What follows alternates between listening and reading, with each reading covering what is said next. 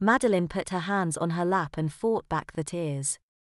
This was the worst experience of her life, and there were pictures of these precious moments so she could never forget. "What have you done to me?" Madeline said, straining to look over the high desk at Mystique. "It's simple. Hypnotic has the power to make people do what she tells them to." Mystique began to explain. "And she has used this power to help you to rediscover your ability to use your diapers responsibly." "Responsibly?" Madeline mused. "What you told us when you were in Hypnotic's trance was that you haven't been pooping in your diapers." Madeline glanced down at the floor. She didn't like where this was going, and she didn't want to discuss her bowel movements with anyone. Especially Mystique. "So we decided to help you." Hypnotic joined in. Her grin was spread from ear to ear. "We have locked you in and taken away some adult benefits from you just to remind your body that it belongs in diapers and that the diapers should be used." Mystique said her love of making people squirm was coming to the fore. Madeline had a brainwave.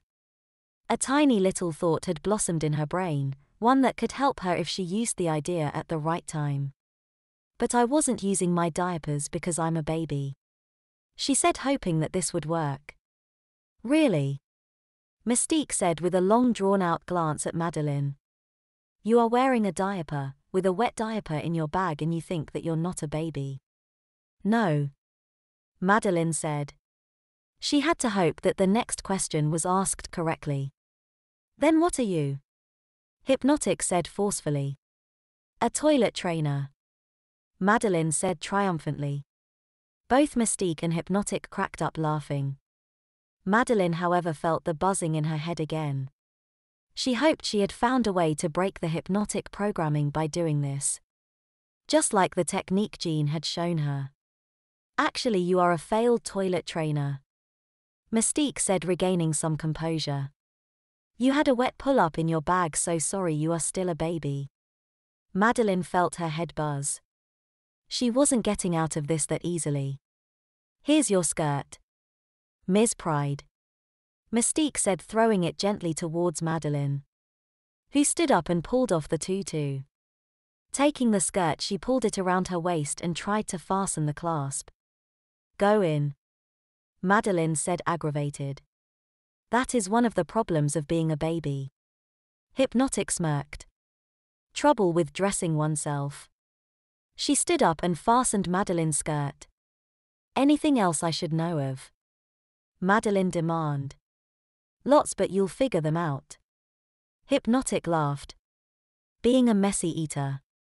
The sound of running water making you need to urinate.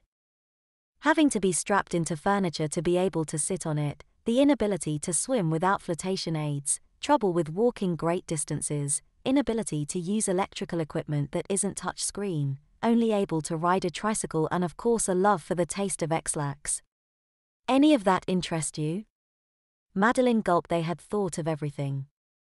"And of course you have to do everything Mama says," Hypnotic added. "What?" "Mama says lie down and suck your thumb," Hypnotic said. Madeline found her thumb squirming in between her lips. Then she was facing the lighting fixture. "Great." She gurgled around her thumb. "Now leave," Mystique boomed. Madeline got up, pulled her thumb out of her mouth and ran out of the office. Mystique turned to Hypnotic. "I hope she tries to use her powers. That will be a nasty surprise," agreed Hypnotic.